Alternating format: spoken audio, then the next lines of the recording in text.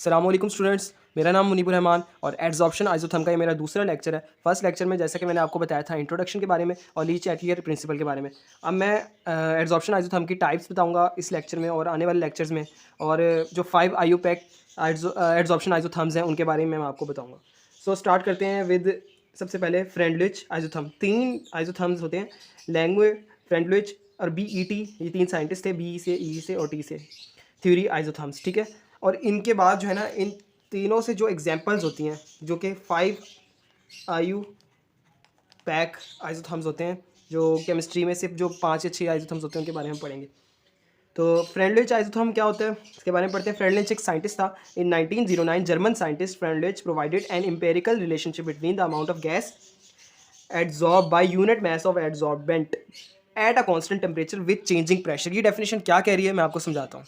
सो अगर हम डेफिनेशन को देखें तो सिंपल डेफिनेशन है, जो ये तीनों जो आइसोथर्म्स है ना, इन तीनों में हमने सिर्फ प्रेशर के साथ रिलेशनशिप पढ़ना है, लेकिन तीनों थोड़ा से डिफरेंट होंगे एक दूसरे से।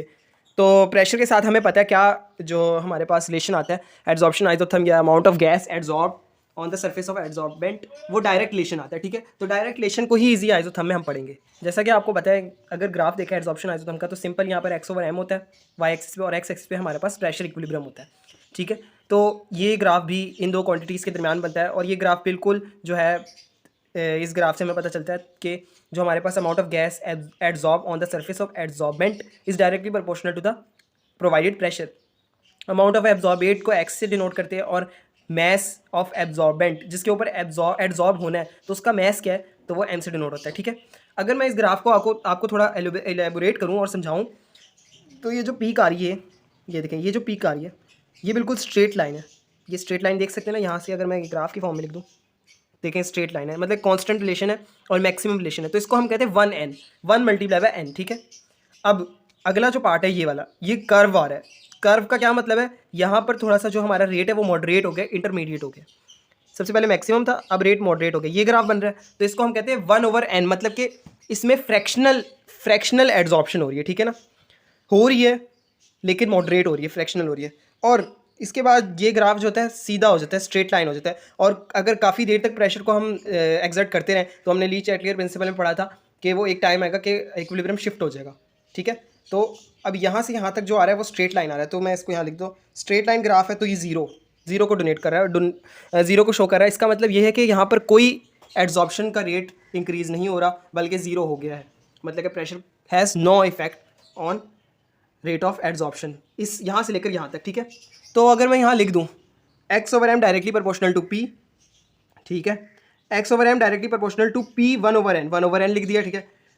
x/m directly proportional to p की पावर 0, ठीक है।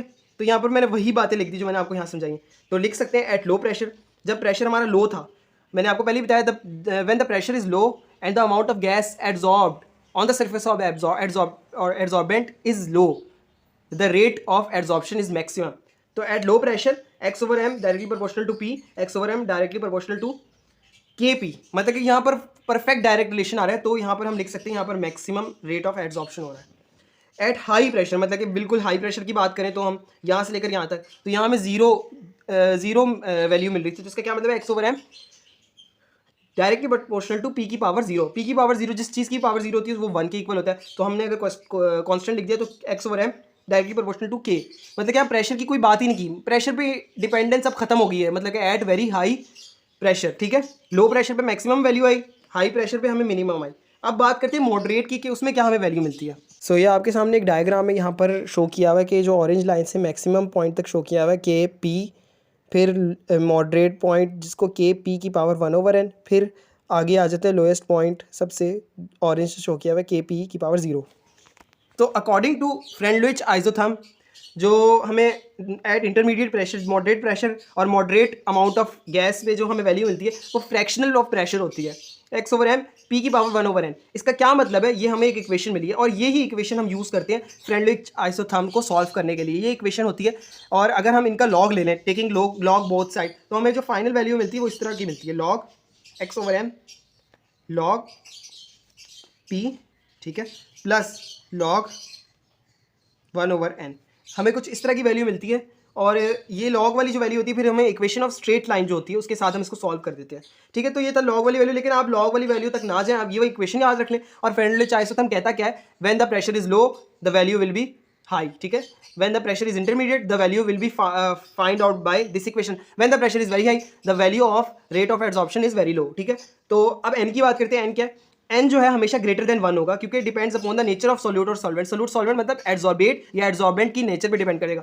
जो प्रेशर है वो कभी भी माइनस में नहीं हो सकता, प्रेशर आपको पता है 0-1 से ऊपर ही होगा, क्योंकि कुछ ना कुछ तो प्रेशर एक्सर्ट हो रहा होता है, तो इस वजह से ग्रेटर देन 1 होता है। अगर मैं कहता हूँ कि n जो है वो ग्रेटर देन 1 है, तो 1 के नीचे आप 1 से बड़ी जो भी वैल्यू डालें तो आंसर हमेशा 1 से छोटा आएगा। 1000 डालूँ तो 1 से छोटा आएगा, 1 के नीचे मैं 1 डालूँ तो 1 आ जाएगा, मतलब कि लिखा हुआ 1/n कभी भी 0 के इक्वल नहीं हो सकता, ठीक है। लेस देन इक्वल टू 0 नहीं हो सकता, हमेशा क्या होगा 1 या 1 से बड़ा होगा, ठीक है। तो ये मैं एक n की वैल्यू के हिसाब से मैंने आपको बता दिया। तो लिमिटेशंस की बात करते हैं कि जो फ्रेंडली आइसोथर्म है वो कहाँ फेल हो जाता है और क्यों फिर उसके बाद हमें लैंड आइसोथर्म की ज़रूरत पड़ती है। At very high pressure equation fails, हमने सिर्फ लो प्रेशर की बात की, हाई प्रेशर की बात नहीं की, मॉडरेट प्रेशर की बात की है। ओनली फॉर फिजिकल एड्सॉर्प्शन, ये फिजिकल एड्सॉर्प्शन के लिए सिर्फ, it can not explain layering phenomena. ये इंपॉर्टेंट बेस है जिसकी वजह से आगे हमें ज़रूरत पड़ती है बीईटी इक्वेशन और लैंग-मुइर इक्वेशन की। तो ये था मेरा टॉपिक फ्रेंडली आइसोथर्म। अब नेक्स्ट हम पढ़ेंगे लैंग-मुइर आइसोथर्म क्या है। तो सेकंड पे है लैंग-मुइर आइसोथर्म। लैंग-मुइर एक साइंटिस्ट था जिसने फ्रेंडलिच की आइसोथर्म की जो है लिमिटेशन की बेस पे कुछ अजम्पशंस रखी, जिनकी वजह से फिर ये इसने एक नया आइसोथर्म जनरेट किया, ठीक है। जो प्रिंसिपल, मैं अभी दोबारा बात रिपीट कर रहा हूँ, जो मेन प्रिंसिपल है आइसोथर्म का, एड्सॉर्प्शन आइसोथर्म्स का, वो basically at constant temperature pressure change जब करते हैं तो हमारा जो आइसोथर्म आएगा वो हमेशा इंक्रीज होगा, लेकिन एक हद तक, जिसको हम सैचुरेशन पॉइंट कहते हैं। हर एक साइंटिस्ट ने ये बात की, लेकिन अब जो है साइंटिस्ट लेयरिंग फिनोमेना को भी एक्सप्लेन करेंगे साथ साथ। तो बात करते हैं लैंग-मुइर की, फिर हम बीईटी इक्वेशन की तरफ जाएंगे। The Langmuir isotherm is used to describe the equilibrium between adsorbate and adsorbent, ठीक है, वही वाली बात। Where the adsorption is limited to one molecular monomolecular layer with relative temperature. यहाँ मोनोमॉलिक्यूलर लेयर को मैं हाईलाइट कर देता हूँ। तो इसने ये बात की कि फ्रेंडलिच ने कोई भी लेयरिंग फिनोमेना की बात नहीं की कि एड्सॉर्प्शन हो रही है, बस हो रही है और प्रेशर के साथ इंक्रीज होती रहेगी, और एक वक्त आएगा कि जो है इक्विलिब्रियम शिफ्ट हो जाएगा और उस पॉइंट को हम कहेंगे सैचुरेशन पॉइंट, और वो एक हाई प्रेशर की बात की थी उसने, ठीक है। अजम्पशन रखी है उसने कि एड्सॉर्प्शन इज ऑलवेज मोनोलेयर। उसने बताया कि जब भी वो एड्सॉर्प्शन होगी वो मोनोलेयर होगी, लेकिन ये बात बाद में जाकर बीईटी इक्वेशन से गलत साबित हो गई थी। एड्सॉर्प्शन इज ऑलवेज मोनोलेयर, उसने ये कहा लैंग-मुइर ने। एड्सॉर्प्शन इज रिवर्सिबल प्रोसेस, ये इसने बात बिल्कुल ठीक की। जो एड्सॉर्प्शन का प्रोसेस होता है वो माइक्रोस्कोपिक लेवल पे हमेशा रिवर्सिबल होता है। इसकी मैं एक एग्जांपल देता हूँ। ये अगर मेरे पास एक एड्सॉर्बेंट है, ठीक है ना, इसके ऊपर ये पार्टिकल्स हैं, इन्होंने आने, अब ये पार्टिकल हाइड्रोजन गैस के हैं और ये एक्टिवेटेड चारकोल पे आने, ठीक है ना। क्या करेंगे, यहाँ पर आएंगे और लेटेंट हीट ऑफ फ्यूजन को अपनी इंक्रीज कर देंगे, ठीक है। जब वो इंक्रीज करेंगे तो यहाँ आकर आराम से बैठ जाएंगे, ठीक है। फिर कुछ देर बाद इक्विलिब्रियम को अटेन करने के लिए, डायनामिक इक्विलिब्रियम को, तो वो जो पार्टिकल ऊपर होंगे वो यहाँ पर नीचे वाले ऊपर शिफ्ट हो जाएंगे और ये वाले नीचे आ जाएंगे। इस तरह जो है ना लेटेंट हीट ऑफ फ्यूजन और कंडेंसेशन फिनोमेना जनरेट होगा। यहाँ पर हर टाइम कोई ना कोई पार्टिकल जा रहा होगा तो कोई ना कोई पार्टिकल आ रहा होगा। तो इस फिनोमेना को कहते हैं एड्सॉर्प्शन का rate is equals to the, या rate of adsorption is equals to the rate of desorption. तो यहाँ पर रिवर्सिबल एक केमिकल हमें प्रोसेस नजर आ रहा होगा, सरफेस केमिकल प्रोसेस। तो लैंग-मुइर आइसोथर्म जो है वो कहता है मोनोमॉलिक्यूलर लेयर बनेगी सिर्फ, ठीक है।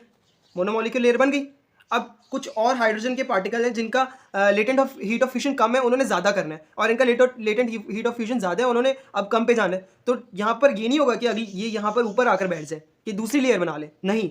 अब क्या होगा, ये पहले ऊपर जाएंगे फिर ये नए वालों को मौका देंगे। तो इस तरह जब भी हम माइक्रोस्कोप से देखेंगे तो एड्सॉर्प्शन हमेशा मोनो लेयर ही शो कर रही होगी। तो ये था लैंग-मुइर का अजम्पशन, लैंग-मुइर की बेस। तो आइसोथर्म तो सेम ही है, अजम्पशन चेंज है। आइसोथर्म बिल्कुल वही है, x/m directly proportional to p, और एक हद आएगा कि कांस्टेंट हो जाएगा और एक हद के बाद ये डिसऑर्प्शन शो करेगा। लेकिन यहाँ पर उसने बात की कि मोनोमॉलिक्यूलर लेयर बनेगी, सिर्फ एक लेयर। यहाँ पर मैं एक लाइन लगाकर लिख देता हूँ, सिर्फ एक layer, first layer, limited to एक लेयर। और यहाँ पर जो सैचुरेशन पॉइंट होगा वो मे और मे नॉट एग्जिस्ट। और सैचुरेशन पॉइंट आपको पता है कि जहाँ पर एड्सॉर्प्शन ना तो कम होगी ना ज़्यादा, ठीक है, एक कॉन्टिन्यूस फेज में चल जाएगी। लैंग-मुइर ने यहाँ तक सैचुरेशन की कोई बात नहीं की, वो हम बीईटी इक्वेशन में देखेंगे। अगर मैं लैंग-मुइर इक्वेशन की बात करूँ तो इक्वेशन की एक बहुत लंबी चौड़ी डेरिवेशन है जो हमारे फार्मडी सिलेबस में नहीं है। सिर्फ इक्वेशन आपको याद होनी चाहिए, कभी कोई न्यूमेरिकल टाइप क्वेश्चन आ जाए या कभी कोई एमसीक्यूज में आपसे कुछ पूछ लिया जाए डिपेंडेंस, तो आपको बताना चाहिए। लैंग-मुइर ने जो है ना x/m को थीटा का नाम दिया, और x/m बेसिकली क्या है, एड्सॉर्बेट के पार्टिकल एड्सॉर्बेंट में कितने टाइम में रेट में बैठते हैं, ठीक है। तो उसने भी यही कहा, rate of adsorption is equals to kp over 1/kp, ठीक है। k यहाँ पर कांस्टेंट है, कांस्टेंट ऑफ एड्सॉर्प्शन, और p इज इक्विलिब्रियम प्रेशर, ठीक है।